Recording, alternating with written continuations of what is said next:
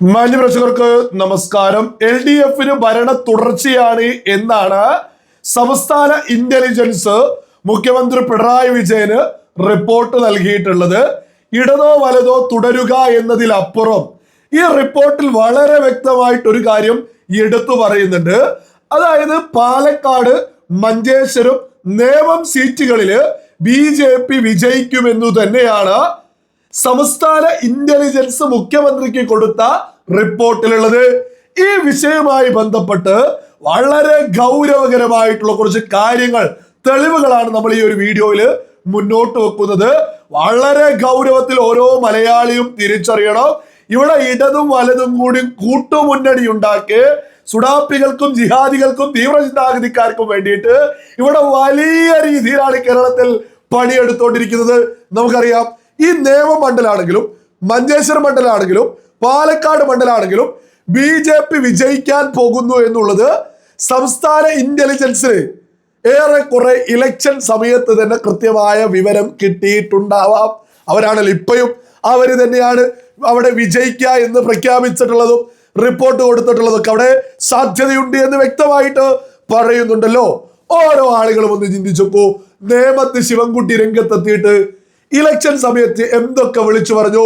അത് തൊട്ട് തലേ ദിവസങ്ങളിൽ എത്രത്തോളം കാര്യങ്ങൾ ഉളുപ്പില്ലാതെ പച്ചക്കള്ളം വിളിച്ചു പറഞ്ഞു.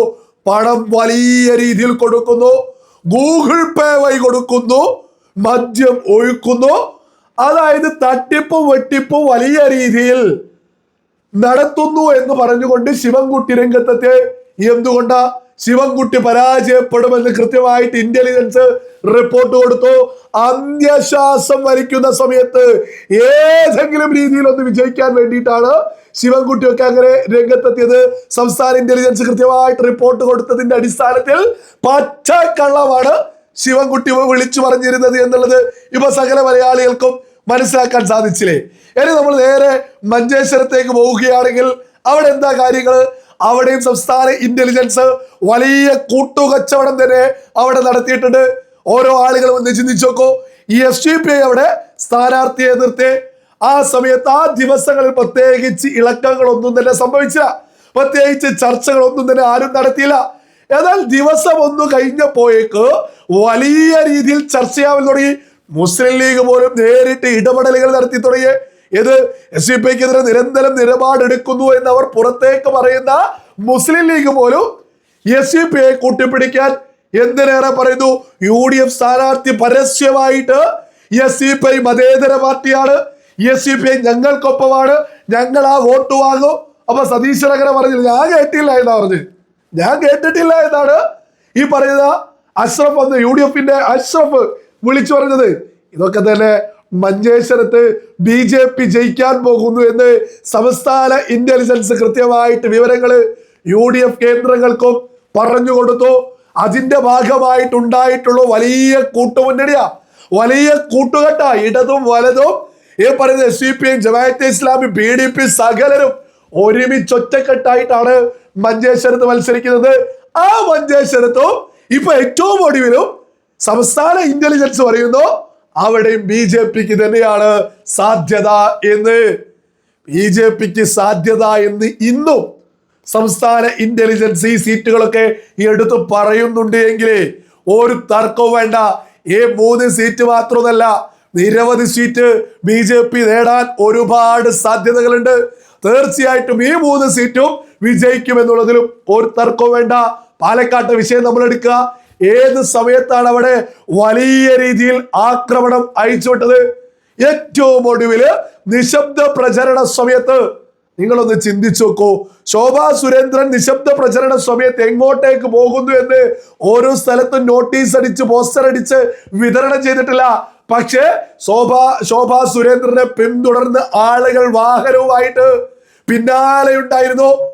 കാരണം വളരെ വ്യക്തമാണ്. സംസ്ഥാന ഇന്റലിജൻസ് ഉൾപ്പെടെ വിവരം കൊടുത്തു, UDF കേന്ദ്രങ്ങൾക്ക് വിവരം കൊടുത്തു, അവിടെ ശോഭാ സുരേന്ദ്രൻ വിജയിക്കാൻ പോകുന്നു, നിങ്ങൾ എന്തെങ്കിലും ചെയ്തിട്ട് അവിടെ വിജയിക്കാൻ നോക്കൂ എന്ന് കൃത്യമായ റിപ്പോർട്ട് കൊടുത്തു. ആ റിപ്പോർട്ടിന്റെ അടിസ്ഥാനത്തിലാണ് ഏറ്റവും ഒടുവിൽ നിശബ്ദ സമയത്ത് പോലും, നിശബ്ദ പ്രചരണ സമയത്ത് പോലും ഉളുപ്പില്ലാതെ ലോകത്ത് മാന്യമായി ജീവിക്കുന്ന ഒരു മനുഷ്യരും ചെയ്യാത്ത രീതിയിൽ ഉളുപ്പില്ലാത്ത രീതിയിൽ നെറുകേടുമായിട്ട് UDF നേതൃത്വം, കോൺഗ്രസ് നേതൃത്വം ഈ പറയുന്ന പാലക്കാട്ട് രംഗത്തെത്തിയത്. വലിയ രീതിയിൽ കള്ളക്കഥയും കള്ളനാടകം ഉണ്ടാക്കിയേ.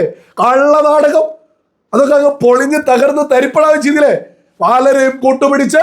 അപ്പൊ നമ്മളിവിടെ വളരെ വ്യക്തമായിട്ട് തിരിച്ചറിയേണ്ടത്, ഈ പറയപ്പെടുന്ന സംസ്ഥാന ഇന്റലിജൻസിന്റെ റിപ്പോർട്ട് പ്രകാരം ഇന്നും പറയുന്നു അവിടെ BJPക്കാണ് സാധ്യത എന്ന്.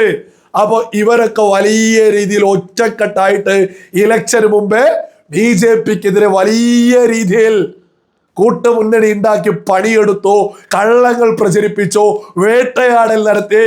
ഇതൊക്കെയും മറികടന്ന് BJP വിജയിക്കാൻ പോകുന്നു. കേരളത്തിലെ UDFനോ LDFനോ നേർക്ക് നേർ ഒറ്റക്ക് നിന്ന് മത്സരിച്ച് വിജയിക്കാൻ, BJPക്കെതിരെ വിജയിക്കാൻ ഇന്നും കേരളത്തിലൊന്നും സാധ്യമല്ല. ഈ പറയുന്ന പ്രധാനപ്പെട്ട ഒരു സീറ്റിൽ പോലും ഒറ്റക്ക് നേർക്ക് നേർ നിന്നുകൊണ്ട് UDFനോ LDFനോ BJPയോട് മുട്ടാനുള്ള ത്രാണിയൊന്നും ഇന്ന് തന്നെ ഇല്ല. ഇവര് കൂട്ടുകെട്ടല്ലേ, നേമത്ത് ശിവൻകുട്ടിയല്ലേ ടാർഗറ്റ്, അല്ലെങ്കിൽ ഇനി ആ കൂട്ടുമുന്നണിയിൽ ആര് വിജയിച്ചു വരുമെന്ന് നമുക്ക് കാത്തിരുന്ന് കാണാം. വളരെ വ്യക്തമാണ്, നേമത്ത് രാജീവ് ചന്ദ്രശേഖർ വിജയിക്കും. 2ാം സ്ഥാനത്തേക്ക് വോട്ട് അവർ വലിയ രീതിയിൽ ക്രോഡീകരിക്കാൻ അവിടെ ഒരു ശ്രമം നടന്നിട്ടുണ്ട്. അതിന്റെ ഭാഗമായിട്ടാണ് മദ്യവും പണവും ഒഴുക്കി എന്ന് പറഞ്ഞ് ശിവൻകുട്ടി നിലവിളിച്ച് രംഗത്തെത്തിയത്. ഇനി മഞ്ചേശ്വരത്ത് അർക്കല്ലാത്ത വിഷയം UDFിലേക്ക് സകല വോട്ടും LDF സ്ഥാനാർത്ഥിയൊക്കെ മണ്ണനെ പോലെ അവിടെ നിന്നു എന്നുള്ളതാണ് വലിയ യാഥാർത്ഥ്യം. പലരും പറയുന്നിട്ടുണ്ട് BJPയെ പരാജയപ്പെടുത്താൻ UDFന് വോട്ട് ചെയ്ത്. ആരാ പറയുന്നത്? ഈ കമ്മികളെ എന്ന് പറയുന്നത് വെറുതെ അല്ല. UDFന് എന്തിനു വിജയിപ്പിക്കണോ LDFന്റെ അല്ലെങ്കിൽ ഈ പറയുന്ന CPMകാര് എന്തിനു വിജയിപ്പിക്കണോ? മണ്ടന്മാരെ പോലെ സ്വന്തം പരാജയം ഏറ്റുവാങ്ങിയിട്ടാണെങ്കിലും BJPയെ പരാജയപ്പെടുത്താൻ കുറെ മരമൊണ്ണകളുണ്ട്. അത് UDFലുണ്ട് LDFലുണ്ട്. ഇവർ അങ്ങോട്ടും ഇങ്ങോട്ടും കൈ കൊടുക്കുക, എന്നിട്ട് പറയും വർഗീയതക്കെതിരാത്. ആരാ ഇത് പറയാ? വോട്ട് കിട്ടിയാൽ ഈ പാർട്ടിയിൽ നിന്നിട്ടില്ലെങ്കിൽ മതത്തിന് പുറത്ത്, നിന്നാൽ മതത്തിനുള്ളിൽ. ഇത് പറയുന്ന ആളുകളെ നാട് നശിപ്പിക്കാനും ഈ മതരാഷ്ട്രവാദം ഉന്നയിക്കുന്നവരും ജോസഫ് മാഷിന്റെ കൈവെട്ടി തീവ്രവാദ ബന്ധം കൃത്യമായിട്ട് കേരള ജനത തിരിച്ചറിഞ്ഞ പോപ്പുലർ ഫ്രണ്ട് രാജ്യത്ത് ജിഹാദ് ഉണ്ടാക്കാൻ രൂപീകരിച്ച SCPI കൂട്ടിയിട്ടാ പറയാ, ഞങ്ങൾ വർഗീയതക്കെതിരെ വർഗീയതക്കെതിരാന്ന്.